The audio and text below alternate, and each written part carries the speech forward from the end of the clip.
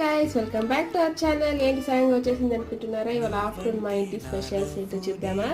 రండి గైస్, ఇక్కడ చూడండి మష్రూమ్ బిర్యానీ చేసింది మా మమ్మీ. చూడండి మష్రూమ్స్ ఎంత ఇది ఉందో, చిన్న చిన్నగా భలే ఉంది గైస్. చూడండి ఇదంతా మష్రూమ్స్. ఇప్పుడు తానే విజిల్ తీసింది మా మమ్మీ. ఆహా, చాలా అంటే చాలా బాగుంది, వేడి వేడిగా ఉంది, కలర్ఫుల్ గా కూడా ఉంది.